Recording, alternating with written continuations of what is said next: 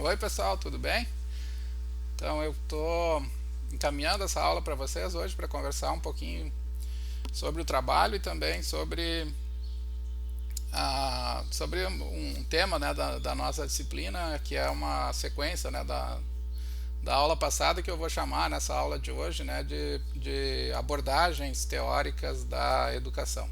Então, vocês estão lembrados que na última aula eu falei que sempre que a gente for criar pensar, né, na ideia de educação, né, o que significa educar, a resposta que ela vai ser oferecida, né, ela sempre envolve, né, no final das contas, apresentar na forma de livro, né, ou na forma de um projeto pedagógico um certo tipo de ser humano que vai ser o resultado do processo educativo, né? Então a pergunta, o que é educar? Educar é uma ação, ela tem em vista um certo fim, e a gente vai formular esses fins em termos de princípios, né? Eu quero formar, por exemplo, uma pessoa do ponto de vista moral que seja virtuoso, quero formar uma pessoa que do ponto de vista técnico seja tenha uma formação de excelência, de alta competência técnica, do ponto de vista religioso, né, que ela compreenda, não sei, a si mesmo, não como um ser não meramente físico, mas também utilize a sabedoria, né, e os princípios, não sei,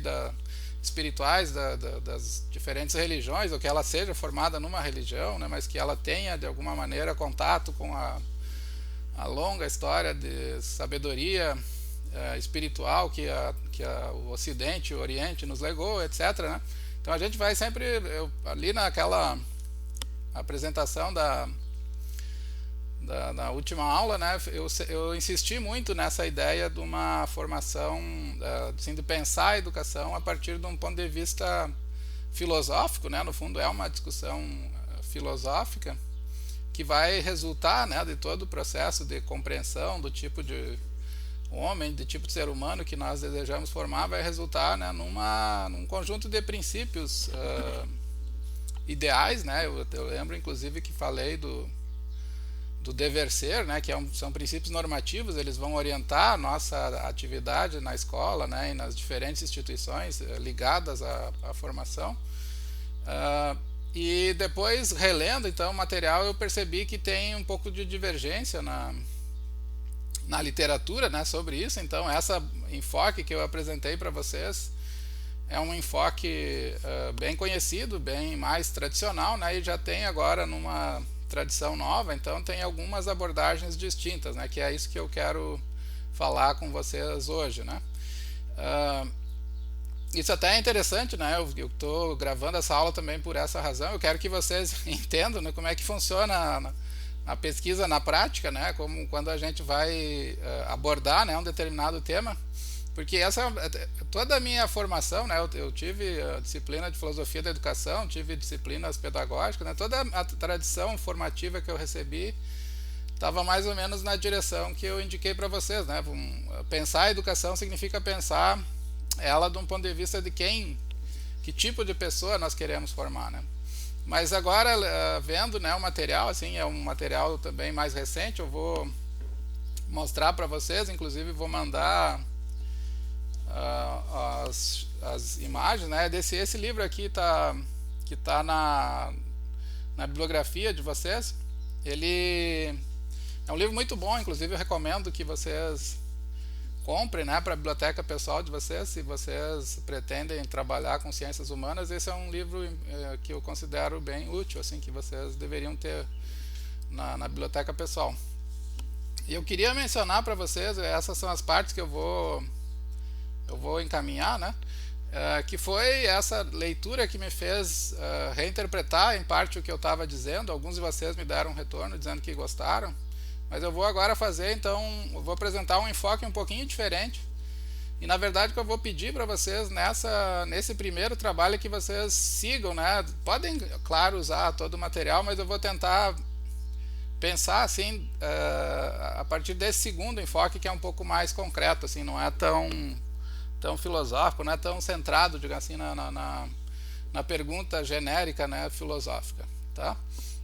E esse enfoque mais concreto envolve instituições, envolve pensar projetos e estratégias assim muito precisa dentro do contexto, né, realista da escola, como realizar atividades e que estão norteadas em última instância por um projeto, mas ele não fica só dando atenção para a dimensão idealista, assim, filosófica, né? Ele também está interessado em como que eu vou organizar isso dentro da escola, que instituições são necessárias, etc., né?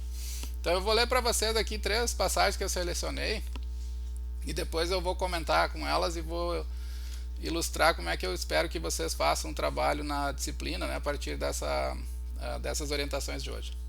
Então, em primeiro lugar, ele diz na página 22, o autor chama Franco Gambi, e o livro é A História da Pedagogia. Ele está falando da história tal como ela vinha sendo feita até o livro dele, né? Ele diz assim: tratava-se de uma história persuasiva, por um lado, visava, né, convencer as pessoas, e teoreticista, por outro, sempre muito distante dos processos educativos reais, referentes a diversas sociedades, diferenciados por classes sociais, sexo e idade, distante das instituições em que se desenvolviam, a família, a escola, a oficina artesanal, e em seguida a fábrica, mas também o seminário ou o exército, distante das práticas de educação ou de instrução, da contribuição das ciências, sobretudo humanas, para o conhecimento dos processos formativos, em primeiro lugar, da psicologia e da sociologia. Então, a história, né, ele está dizendo aqui, era uma história teorética que sempre muito distante dos processos educativos reais, que não levava em conta classe, sexo, idade, o que as ciências diziam, como as pessoas trabalhavam, né, tudo isso ficava no pano de fundo, né, não era abordado, né. Mais ou menos parecido com o que eu fiz na aula anterior, né, a minha abordagem. Tal história devia infundir entre os docentes, que não eram seus destinatários, uma ideia da educação desenvolvida em torno dos próprios princípios ideais, mais que das práticas, e através desses, das ideologias que os inspiravam. De tal modo que havia histórias da pedagogia com forte influência filosófica, marcadas segundo as diversas orientações da filosofia, e capaz de veicular para os docentes um princípio ideal, que se apresentava ainda como convalidado pela história universal da pedagogia. É bem verdade, ele continua, né, dizendo que, especialmente nos estudos mais setoriais, mais particulares, essa ótica está sendo, de certo modo, posta em discussão, dando espaço também a aspectos mais concretos, mais contingentes da pedagogia, deixando transparecer, além da história das ideias, também as vivas problemáticas da educação nas diversas sociedades. Entretanto, o trabalho histórico-pedagógico predominante, ele é italiano, está falando da Europa, aqui na Europa e nos Estados Unidos, permanece ancorado num estudo das ideias e sua sucessão histórica delineada apenas pelas filosofias. E aqui, então, esse aqui é uma espécie de diagnóstico, né, que ele está fazendo, e como que a história da educação tem sido abordada, as teorias da educação têm sido abordadas. Ele está dizendo que elas têm sido abordadas de uma maneira muito vinculada à discussão teórica, né, teórico-filosófica. E agora eu vou ler, então, o que ele propõe, né, que é o que vai nortear, então, não só o meu trabalho aqui com vocês, mas também esse trabalho específico que eu vou pedir para vocês para nossa primeira avaliação, né, que vai do dia 21 de setembro, né, se não me engano, até o dia 2 de outubro, a entrega, né. Então ele diz assim que já desde a Segunda Guerra se difundiram novas orientações historiográficas também no campo pedagógico, e ao mesmo tempo entravam em crise alguns pressupostos daquele modelo mais tradicional de fazer história da pedagogia. Se iniciou assim um longo processo que levou à substituição da história da pedagogia pela mais rica, complexa e articulada história da educação, que só em anos recentes aparece definitivamente constituída como modelo guia da pesquisa histórica em educação e pedagogia. Primeiramente, a pedagogia perdeu a sua exclusiva conotação filosófica e se mostrou constituída pelo encontro de diversas ciências, portanto, como um campo interdisciplinar que entrelaçava a sua história com a de outros saberes, sobretudo as diversas ciências humanas, de qual ela é tributária e também síntese. Depois, a pedagogia também se prestava um papel cada vez mais central na vida social, é formar o indivíduo socializado e operar essa formação através de múltiplas vias institucionais e múltiplas técnicas, voltadas ora para o corpo, ora para o imaginário, ora para o intelecto, ora para o manual, disseminadas no corpo social.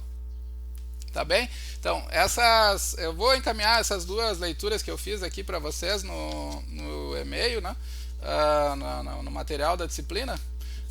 Mas o que eu queria, enfim, chamar a atenção, então, que tem essas duas abordagens dentro da história da teoria, dentro da abordagem, né, da teoria da educação.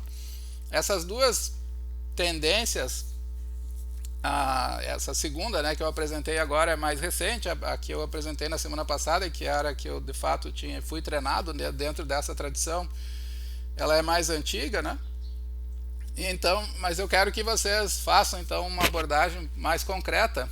E aí então eu vou propor o trabalho de vocês seguindo essa segunda abordagem, né, para ver o resultado que vai dar. Eu vou mandar instruções para vocês por e-mail, né, do que é o trabalho, quantos minutos, né? Eu vou pedir para vocês fazerem vídeos curtos de 20 minutos, desculpa, de 5 minutos, não 20 minutos, porque são 300 alunos, né? Então a gente vai ter que assistir todos esses vídeos e comentar com vocês. E vídeos curtos, de 5, 6 minutos, eu vou inclusive descontar daí quem fizer o vídeo muito longo. E ao invés de vocês fazerem, como eu sugeri na semana passada, né, um projeto mais completo, né, eu vou pedir então para vocês focarem numa dimensão. Então, pensem assim, né, se vocês pensarem assim, o que é um projeto formativo? O que é educar alguém? Pensem numa criança, né, se vocês tiverem criança, né, forem pais. Como que eu espero, né, da educação do meu filho? Então essa é a pergunta geral, né, que eu quero que vocês respondam, mas eu não quero que vocês respondam no sentido que eu fiz ali naquele texto que encaminhei também, fazer uma defesa, por exemplo, que essa educação deve ter uma dimensão moral, deve ter uma dimensão religiosa, né? Vocês podem, na verdade, oferecer esse panorama de fundo, só que isso vai exigir bastante, né? Não vai ter como vocês operacionalizar no vídeo.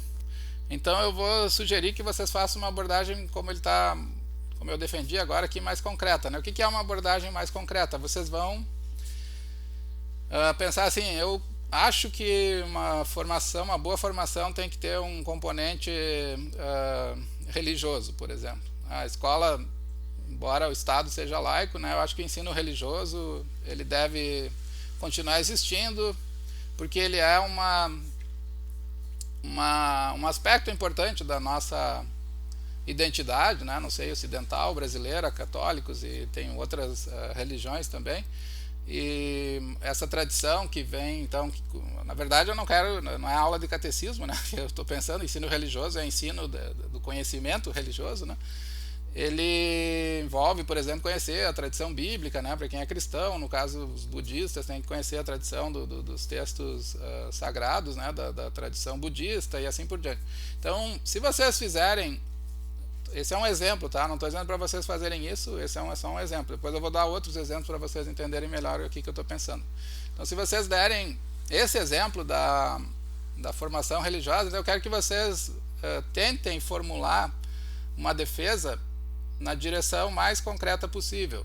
Então vocês vão pensar o seguinte, tem uma grande tensão, por exemplo, hoje, né, na sociedade contemporânea em relação às diferentes posições que as pessoas têm sobre virgindade, sobre aborto, sobre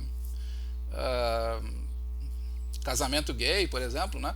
Como é que uma escola que vai defender a presença da formação do ensino religioso, em termos concretos, ela deve operar em relação a esses temas, né? Então, o que eu quero que vocês digam assim, bom, esse projeto, não sei, eu defendo uma concepção de educação que envolva a valorização do homem como um ser não meramente físico, materialista, mas também como um ser espiritual.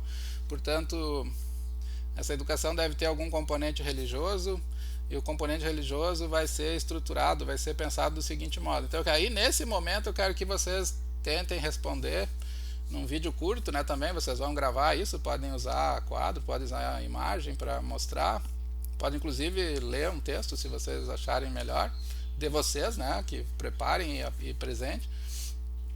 Mas aí vocês vão ter que dizer, por exemplo, como que essa formação que vocês estão pensando, ela vai ser instrumentalizada em termos, por exemplo, de uma sociedade contemporânea pluralista, que tem vários